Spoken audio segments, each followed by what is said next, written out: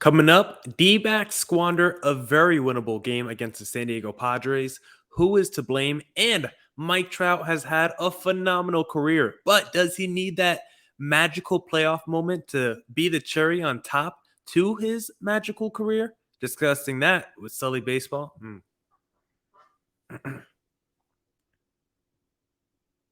Coming up, D-backs squander a very manageable win against the San Diego Padres in extra innings, and Mike Trout has had. Oh, no. Hmm. D-backs squander a. hmm. D-backs squander a very manageable win against the San Diego Padres. Who is to blame? And Mike Trout has had a magical career, but does he need that one playoff moment to be the cherry on top to that magical career? Discussing that with Sully Baseball and so much more next. You are Locked On Diamondbacks, your daily Arizona Diamondbacks podcast, part of the Locked On Podcast Network, your team every day.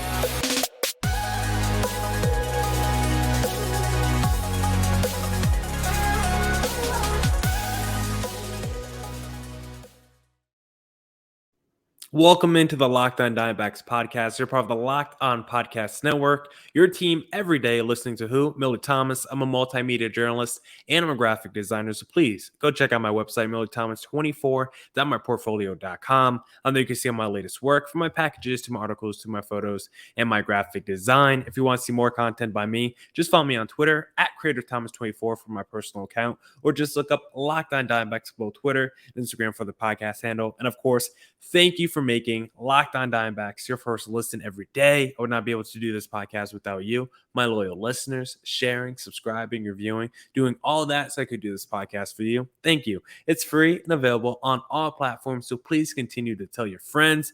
And hey, Diamondbacks fans, you're going to love this. Today's episode is brought to you by the Sports Card Investor app.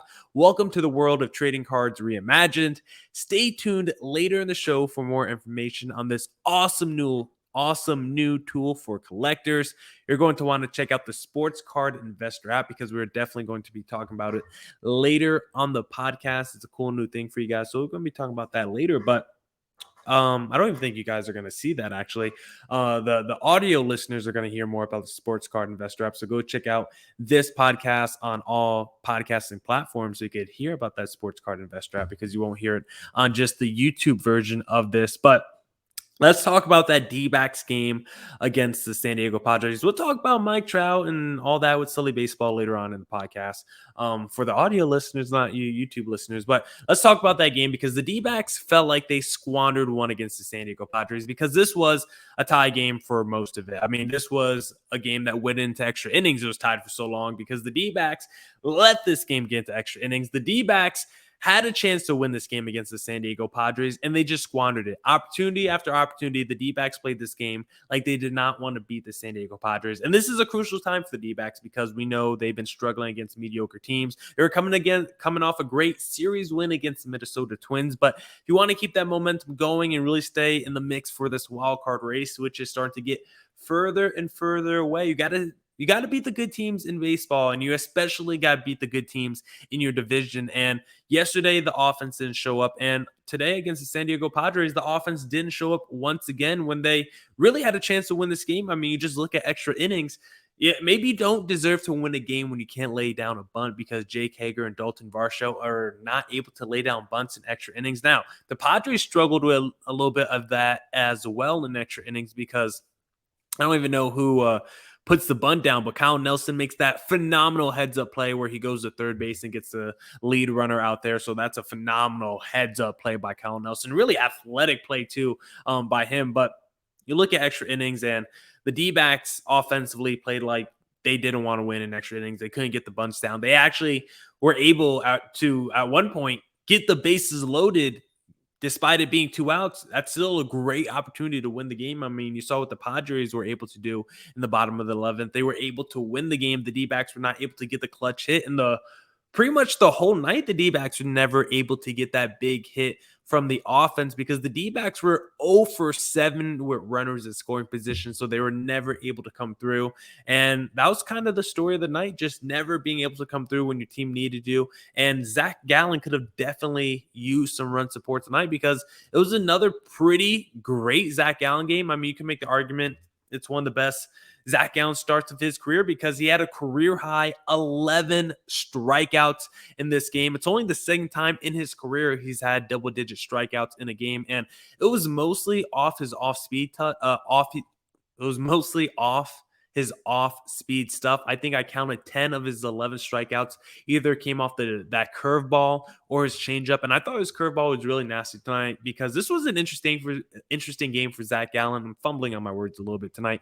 It's getting late here, guys. I'm recording literally at midnight, so mind and just bear with me. But Zac Gallen, I thought his off-speed stuff was dominant tonight. I thought it looked really good. His fastball, because the funny thing about the start for Zac Gallen is his command was just kind of iffy. There was a couple innings where he ran into some trouble. There was a couple innings.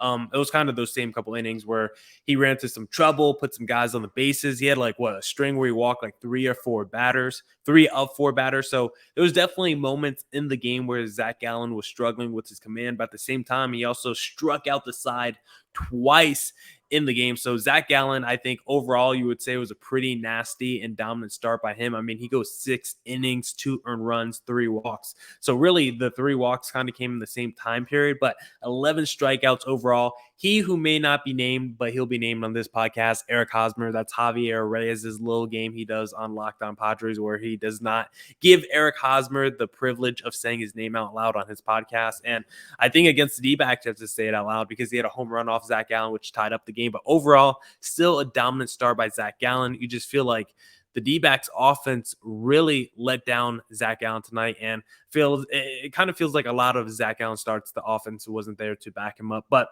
as we do after D-backs losses, we know after wins, we like to hand out 3 stars. They do it in hockey. I don't know if every team does it, but I know the Arizona Coyotes, they do it after wins. We hand out 3 stars.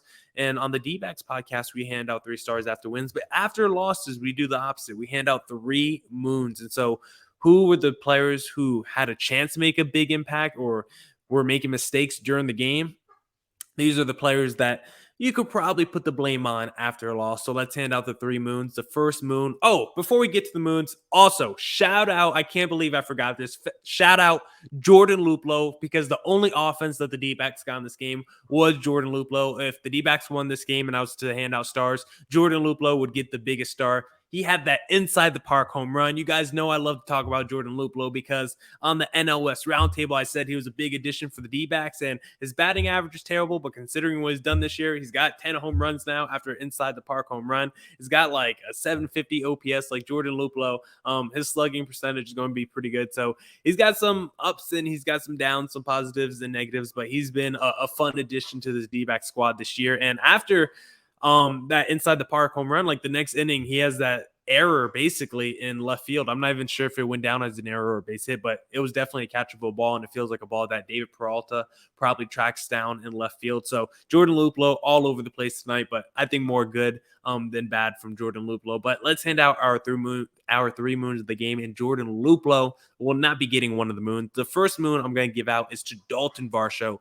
0 for 5, 2 strikeouts, didn't come through in extra innings. Second moon goes to Ketel Marte, also didn't come through, 2 strikeouts, 0 for 4. And the third moon of the game is going to go to Jake Hager, who also couldn't lay down the bunt in extra innings, 0 for 4, 2 strikeouts. Offense did nothing. D-backs offense really let down Zac Gallen in tonight's game because Zac Gallen once again had a great performance from our stud. And now the D-backs have to hope. Let me double check the schedule because a lot of times they'll say, oh, final game of the series for the D-backs tomorrow, and then they're playing a 4-game series. So let me just double check.